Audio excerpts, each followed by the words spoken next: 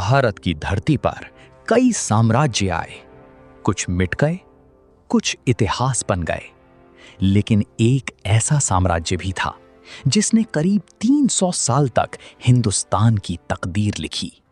एक ऐसा दौर जहां तलवारों से फैसले होते थे, महलों में साजिशें रची जाती थीं और ताज पाने के लिए बेटे अपने ही पिता के खिलाफ खड़े हो जाते थे। ये कहानी है मुगल साम्राज्य की। मुगल साम्राज्य की शुरुआत। साल था 1526।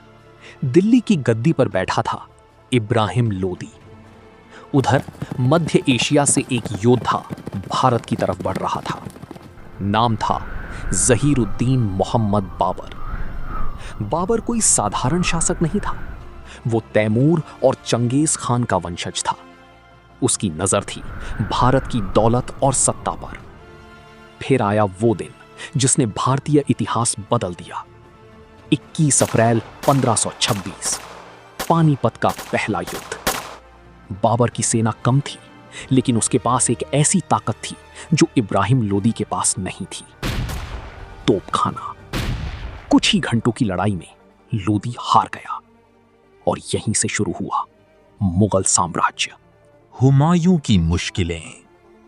बाबर के बाद गद्दी मिली उसके बेटे हुमायूं को, लेकिन हुमायूं अपने पिता जितना मजबूत शासक नहीं था।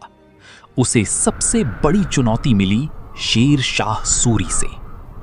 1540 में हुमायूं हार गया और भारत छोड़कर भागना पड़ा। कई सालों तक वो दर दर भटकता रहा, लेकिन किस्मत ने साथ दिया। 1555 में वो वापस लौटा और दिल्ली की गद्दी दोबारा हासिल कर ली। लेकिन सिर्फ 1 साल बाद सीढ़ियों से गिरकर उसकी मौत हो गई। अकबर, मुगलों का सबसे महान बादशाह, अब गद्दी पर बैठा सिर्फ 13 साल का लड़का। नाम जलालुद्दीन मोहम्मद अकबर। शुरुआत में उसके संरक्षक बैरम खान ने राज संभाला। फिर आया पानीपत का दूसरा युद्ध। अकबर ने हेमू विक्रमादित्य को हराया और अपनी सत्ता मजबूत कर ली। लेकिन अकबर सिर्फ योद्धा नहीं था, वो एक महान प्रशासक भी था। उसने राजपूतों से दोस्ती की, धार्मिक सहिष्णुता अपनाई और शुरू किया दीन इलाही। उसके शासन में मुगल साम्राज्य अपने स्वर्ण युग में पहुंचा। कला, संस्कृति, वास्तुकला, सबने नई ऊंचाइयां छुई। जहांगीर और नूरजहां की सत्ता। 1605 में अकबर की मौत के बाद गद्दी मिली उसके बेटे जहांगीर को। जहांगीर का शासन न्याय और कला प्रेम के लिए जाना जाता है, लेकिन उसके शासन की सबसे बड़ी कहानी थी नूरजहां। नूरजहां सिर्फ बेगम नहीं थी, वो सत्ता की असली ताकत बन चुकी थी।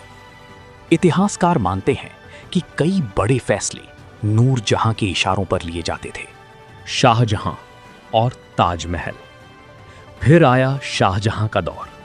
ये मुगल वास्तुकला का सबसे शानदार समय था। शाहजहां ने बनवाया लाल किला, जामा मस्जिद और दुनिया का सबसे खूबसूरत मकबरा ताजमहल। ये उसने बनवाया अपनी बेगम मुमताज महल की याद में। आज भी ताजमहल मुगल वैभव की सबसे बड़ी निशानी है, लेकिन हर चमकती चीज के पीछे एक अंधेरा सच होता है। शाहजहां के बेटों के बीच ताज के लिए शुरू हुई खूनी जंग। औरंगजेब, आखिरी शक्तिशाली बादशाह। इस जंग में जीता औरंगजेब। उसने अपने भाइयों को हराया और अपने पिता शाहजहां को कैद कर दिया। औरंगजेब बेहद सख्त शासक था। उसने साम्राज्य को सबसे ज्यादा फैलाया, लेकिन उसकी नीतियों ने कई विद्रोहों को जन्म दिया। मराठे, राजपूत, सिख, सबने उसके खिलाफ आवाज उठाई। उसकी मृत्यु के बाद मुगल साम्राज्य की नींव कमजोर पड़ने लगी। पतन की शुरुआत।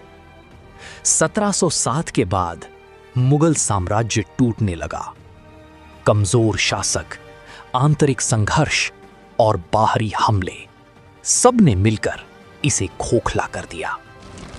1739 में नादिर शाह ने दिल्ली पर हमला किया और मयूर सिंहासन लूट ले गया। ये मुगलों की कमजोरी का सबसे बड़ा संकेत था।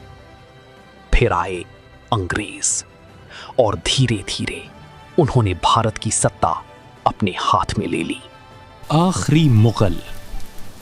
आखिरी मुगल बादशाह था बहादुर शाह जफर। 1857 की क्रांति में उसे प्रतीक के रूप में इस्तेमाल किया गया, लेकिन अंग्रेजों ने क्रांति कुचल दी। जफर को गिरफ्तार कर रंगून भेज दिया गया। वहीं निर्वासन में उसकी मौत हो गई और उसके साथ ही खत्म हो गया मुगल साम्राज्य। करीब 300 साल तक मुगलों ने भारत पर राज किया। उन्होंने भव्य इमारतें दी, नई प्रशासनिक व्यवस्था दी और इतिहास पर गहरी छाप छोड़ी। लेकिन सत्ता चाहे कितनी भी बड़ी क्यों ना हो, एक दिन खत्म जरूर होती है। मुगल चले गए, लेकिन उनकी कहानियां आज भी भारत की दीवारों में गूंजती हैं।